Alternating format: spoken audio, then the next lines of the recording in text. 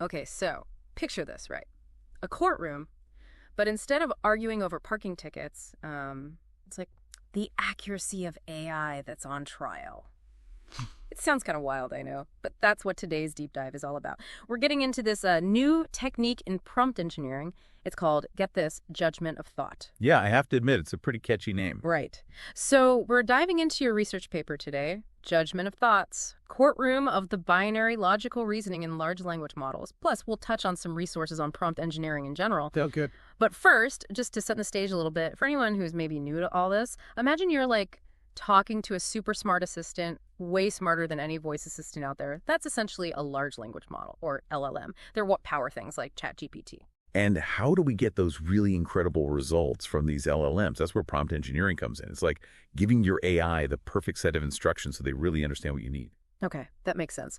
But this whole JOT thing, this judgment of thought, it's not just about, like, better instructions, is it? It's more like teaching AI to actually think critically, to weigh evidence, deliberate, or, just like in a real courtroom. Yeah, you're exactly right. So the researchers behind this paper, they were really inspired by the way lawyers build cases. They were thinking, what if we could get AI to kind of do the same thing? But for those yes or no, true or false questions, the kind that we see all the time, that's where JOT comes in. Okay, I'm hooked. So how does this AI courtroom thing actually work? Walk me through it. All right, so picture this. You got three main players, all AI. First, you've got the AI lawyer. Their whole job is to argue in favor of a statement. Doesn't matter what it is, they have to make the case for it. Oh, interesting. Okay, so who's the opponent in this AI showdown? Next up, you've got the AI prosecutor. Their job is the opposite. They're trying to completely tear down that same statement, find holes, inconsistencies, you name it. Whoa, it's like a full-on debate tournament, but for AI. I can practically hear the AI lawyer dramatically pointing at the non-existent jury box. It's amazing. But who decides who wins? That is where the AI judge comes in. So both the lawyer and prosecutor, they present their arguments, their cases to this AI judge.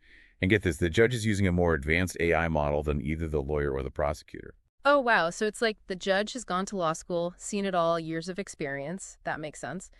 But why even go through all that trouble? Why not just have, like, one super smart AI from the get-go? Well, you see, it's like comparing a whole jury deliberation to just getting one person's, gut feeling. Yeah. It's not really the same thing, is it? The researchers were thinking that this back and forth, this kind of clash of AI perspectives, it could actually lead to way more accurate and reliable answers. It's a really neat idea.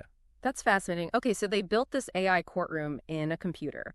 But did it actually hold up when they tested it? Like, how did it do in the real world? Time for the evidence, right? Yeah. So they really put JOT through its paces on this benchmark. It's called the Big Bench Hard benchmark. It's basically like the AI Olympics for reasoning. Oh, wow, the AI Olympics. I love it. So how did our AI legal team do? I'm happy to report.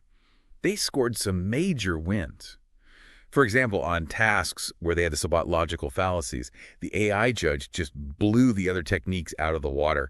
It was really good at sniffing out, faulty reasoning, just like a master debater or something. Wow, so it's not just about understanding the words, but like the actual logic behind them. It's almost like they're teaching AI to fact check in real time.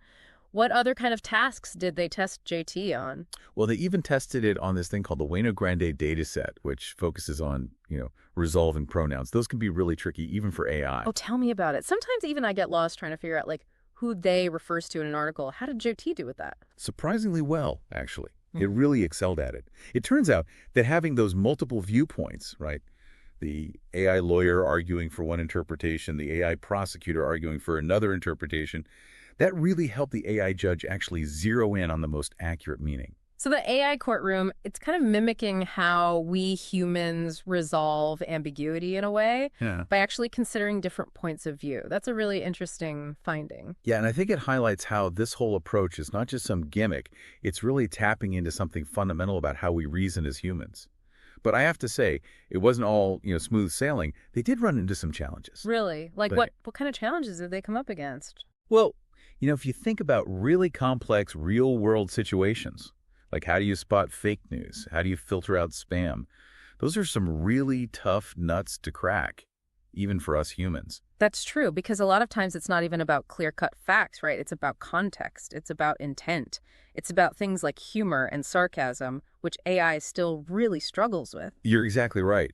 So while Joe T was really amazing at those more structured, logical tasks, it kind of struggled when things got a little messier, a little more nuanced, like trying to figure out the real intention behind a social media post, for example. So it's almost like we've taught AI the rules of logic, but the art of human communication, with all its quirks and complexities, it's a whole other courtroom battle, isn't it?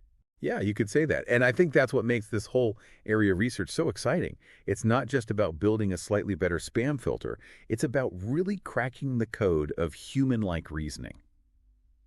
So, okay, we've got these AI lawyers, right? They're duking it out in the digital world, pushing the limits of what AI can do. But for folks like you listening, eager to learn about this stuff, how can this be applied? I mean, why should anyone care about Joe T? What's the takeaway here? Yeah, that's the big question, right? So think about this. Imagine a world, and this isn't so far off, where your social media feed, right? It's like curated by an AI judge that's been trained on all this stuff. It's weighing evidence, sniffing out misinformation, all that. So no more like falling for clickbait or getting, sucked into those echo chambers. Oh man, that would be huge, especially these days. Feels like everyone's just like shouting their opinions constantly. It's hard to know what to believe. So having like a little AI sanity in our online lives, that would be... It would be a game changer, yeah. Totally. What else can we expect to see? Well, think about online safety and security, right? Yep. So picture this. You've got basically an AI bodyguard, right? Mm-hmm. Powered by Joe T.